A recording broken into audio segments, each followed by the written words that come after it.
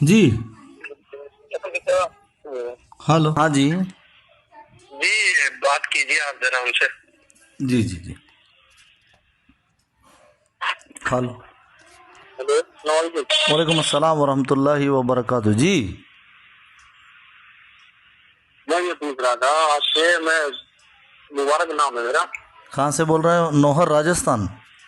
ہاں نور سے. ہاں جی، ہاں جی، فرمائیے. یہاں پہ ہاں یہاں گفتگو ہو رہی تھی وہ ساد والے میٹر پہ اور یہ سورے والے پہ. تو ہاں ہاں الحمد للہ کوئی ہم اتنے مطلب جانکاری علم والے تو ہیں، کوئی تھوڑا آپ بتا دیں تو اچھا، گمراہی سے چھوڑ کر وہ کیا ہے صحیح راستے پہ آ گئے.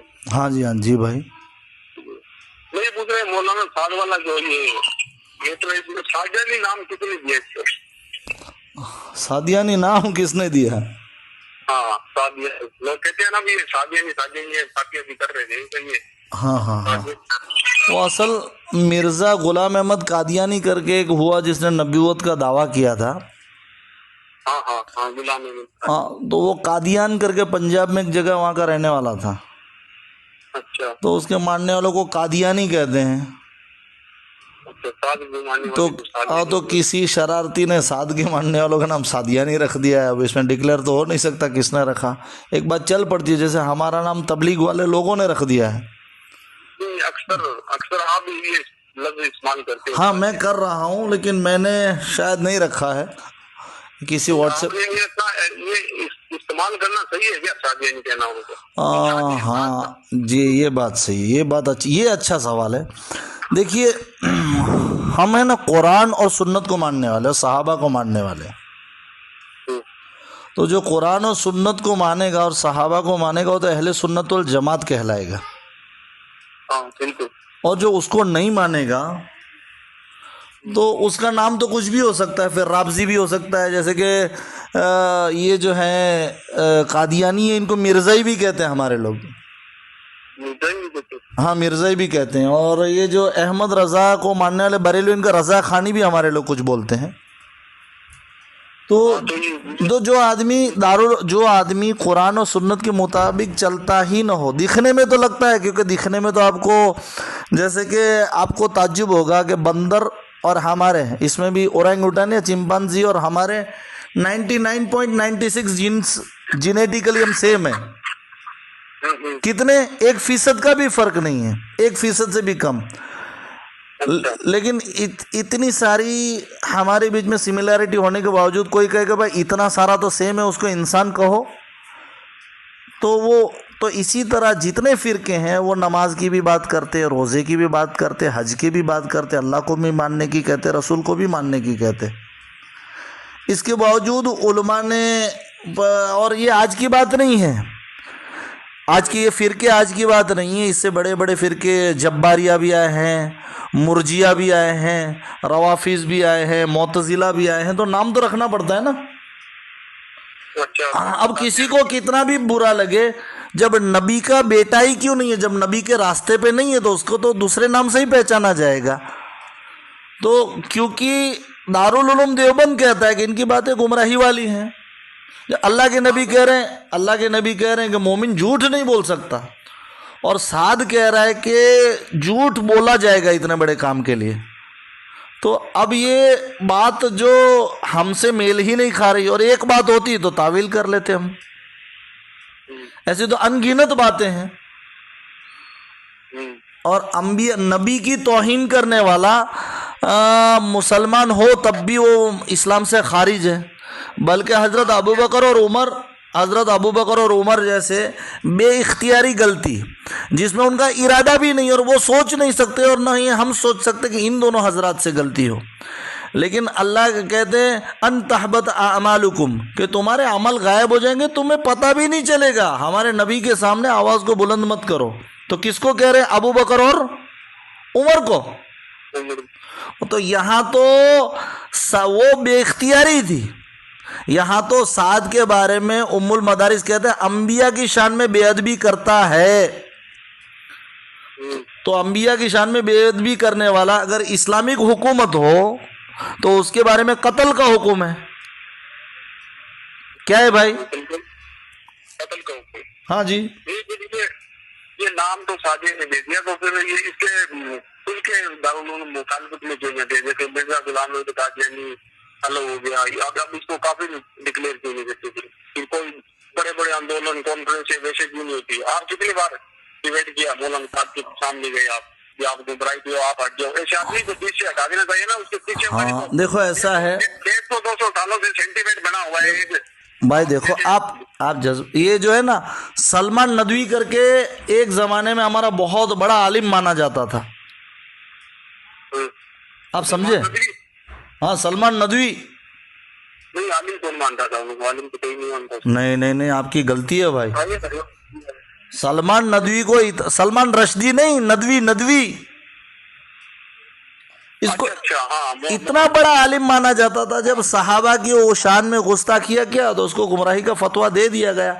अब जलसे और कॉन्फ्रेंस पहले ज़माने में कम्युनिकेशन के सामान नहीं थे, अब तो कोई चीज़ आपके नौहर में होती है पूरी दुनिया में फैल जाती है।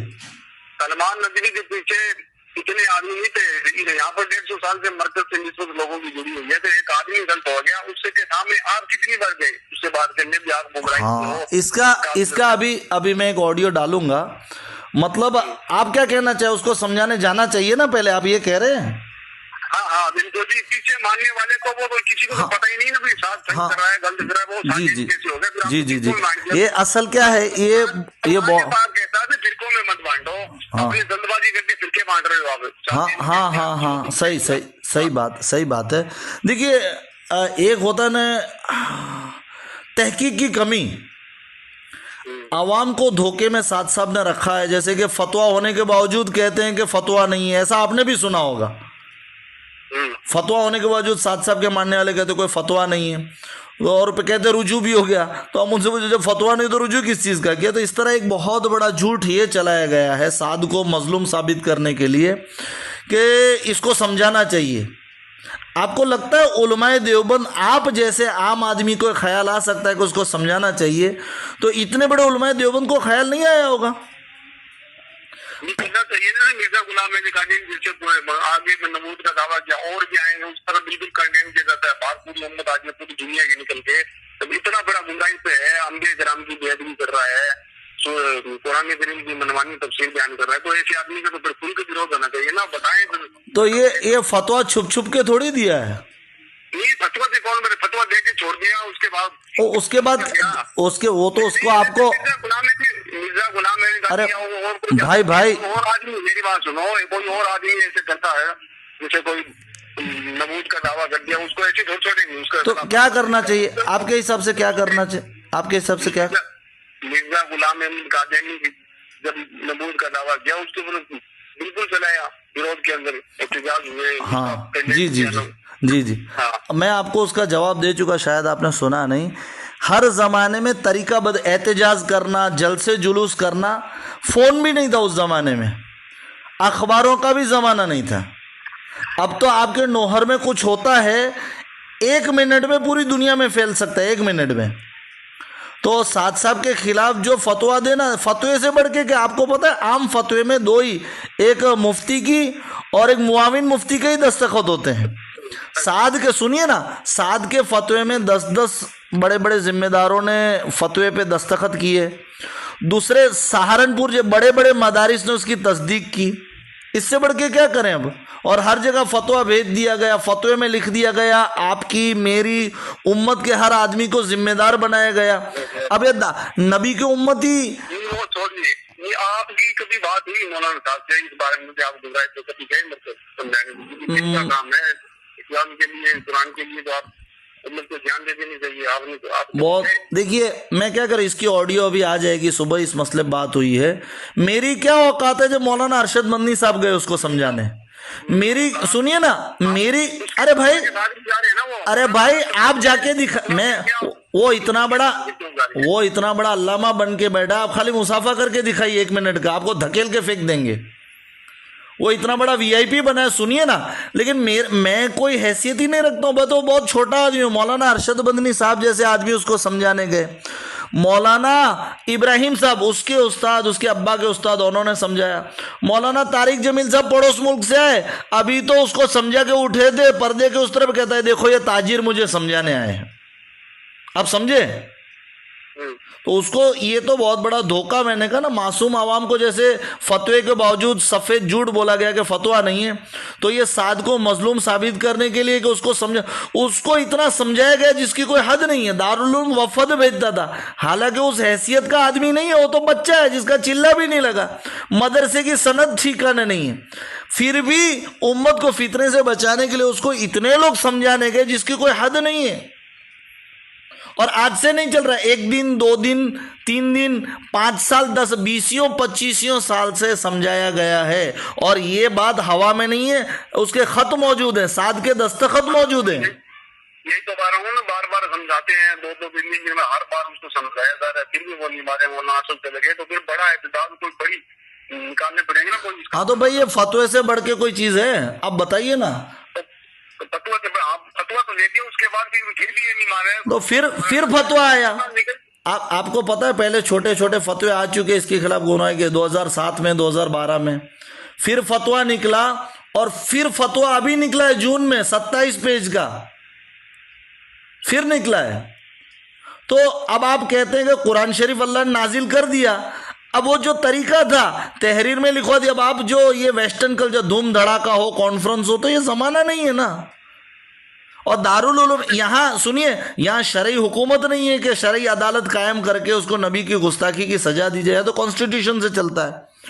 اور شرعی حکومت تو خلیفہ، کوئی مسلمانوں کا نہ خلیفہ ہے نہ شرعی عدالت ہے، تو جو ممکن تھا اس میں سب سے بڑا کام کیا گیا، آپ سمجھے؟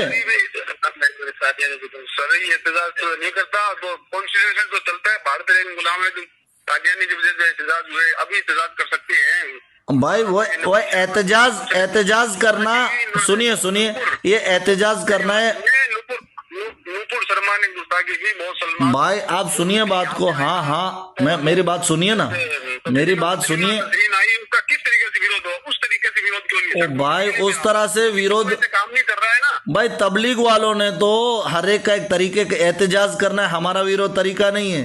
یہ مسلمان تنظیمیں ضلع میں بنا داڑھی والے، پینٹ شرٹ والے اپنے طریقے سے کر دیتے ہیں، جو نمازی بھی نہیں ہوتے ہیں۔ تو ایسے تماش بین تو سنیے، دھرنا پہ بھی بیٹھ جاتے ہیں جو شرعی نہیں ہے، یہ ایجیٹیشن بھی کر دیتے ہیں، وہ بھی شرعی نہیں ہے، آویدن پتر دیتے تو وہ بھی شرعی چیز نہیں ہے۔ ہم تو شریعت کے پابند ہیں، ہم کوئی ٹپوری ہیں، بنا داڑھی والے، پینٹ شرٹ والے ہیں، کوئی چنڈو خاں ہیں، کسی منڈلی کے ادھیکش ہیں، یہ ہمارا طریقہ نہیں ہے۔ ہمارا جو شرعی طریقہ تو کر دیا گیا۔ اور میں کیا کہتا ہوں، ایک آخری بات بول دوں، آپ کیجئے نا، آپ کو کس نے منع کیا ہے؟